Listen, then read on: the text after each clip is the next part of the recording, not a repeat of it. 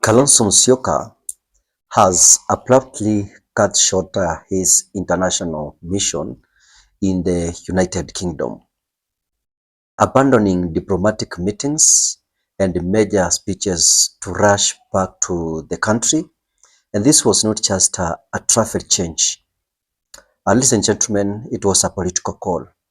Raila Odinga's passing has triggered the biggest leadership vacuum in Kenya's opposition history.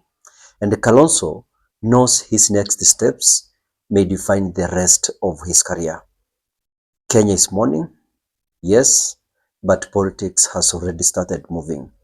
And Kalonzo Musyoka, Raila's closest political ally for nearly 2 decades now, is stepping onto a battlefield without its general.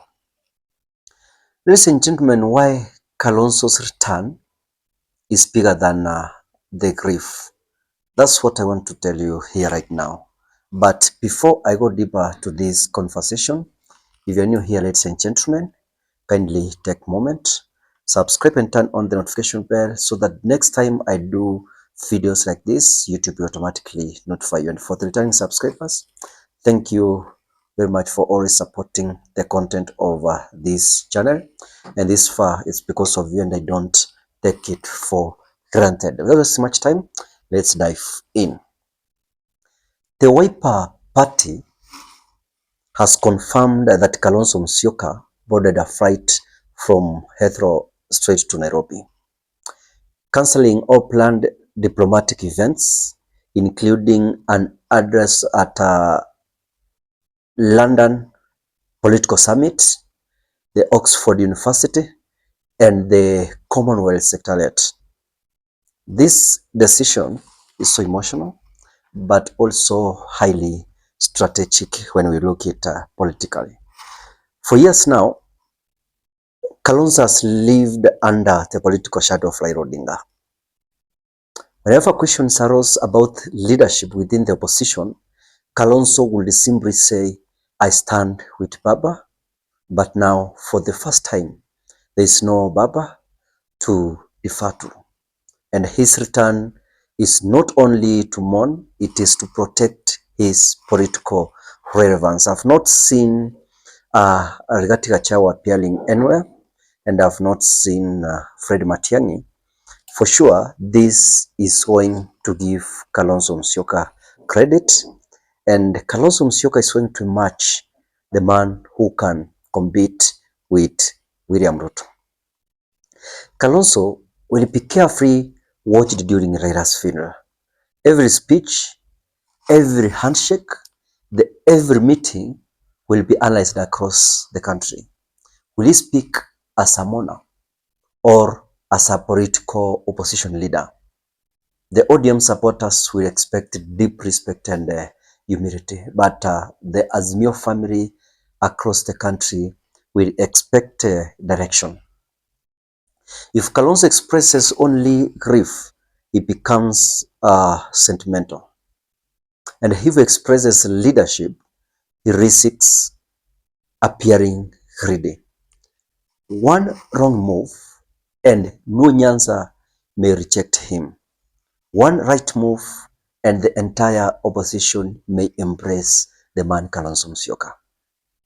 Make no mistake, Raila's departure has thrown ODM and Azimio into uncertainty.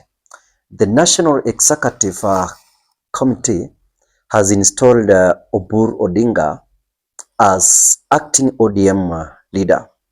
But everyone knows that Oburu Odinga is only a caretaker, not a successor. The real succession race is between Kalonzo Musyoka of Wiper Party, senior experienced diplomatic, Edwin Sifuna,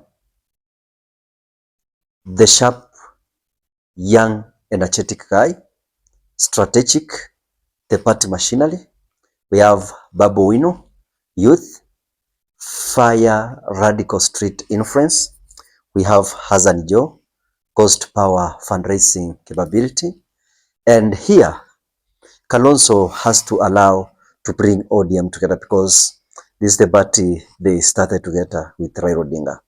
Kalonzo must win the ODM royalty without being seen as an intruder.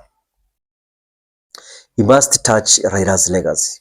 Without trying to inherit Raila's crown, Kenyans need to respect this man. President William Ruto has already declared 7 days of national mourning and promised a state funeral, which has already started. But politically, State House will also be calculating. Does Kalonzo take Raila's space, or does ODM collapse into internal chaos? Can fraud-based government poach ODM governors while they mourn? Those are the questions ningependa tujiulize as you continue listening to this analysis. President Ruto knows one thing. If Kalonzo unites the opposition, 2027 becomes a real competition.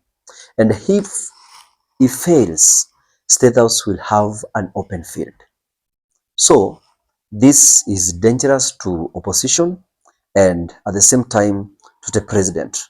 Surprisingly, Kalonzo's biggest threat may not come from ODM, but from Rigathi Gachagua.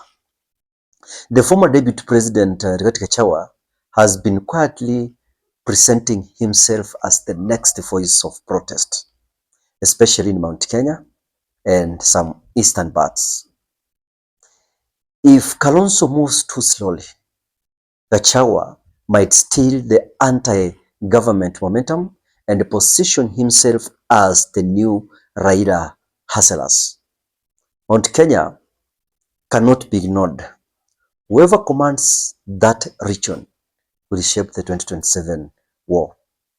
Kalonzo is at a historic crossroads.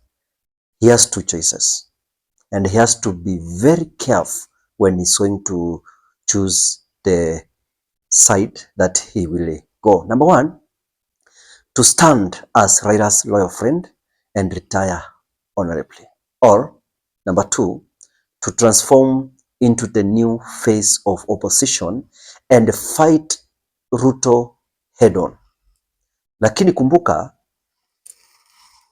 Raila was not just a leader, he was an emotion.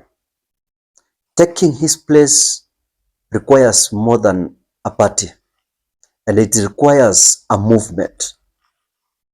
Kalonzo Musyoka must show Kenya not only mourning Raila Odinga, but also a mission. As Kalonzo Musyoka lands at JKIA, he carries more than luggage, he carries more than weight of expectation, and in Raila's absence, can he defend democracy? Can he confront government access? Can he hold the Azimio together? This is no longer about friendship. This is about the future of Kenyan opposition. Right now, so many parties needs to sit down with ODM, the either decide on Kalonzo, whoever. But the only mistake ODM is making is to continue retaining Oburu Odinga as the leader of ODM. If they do that, that one is going to be called a family party.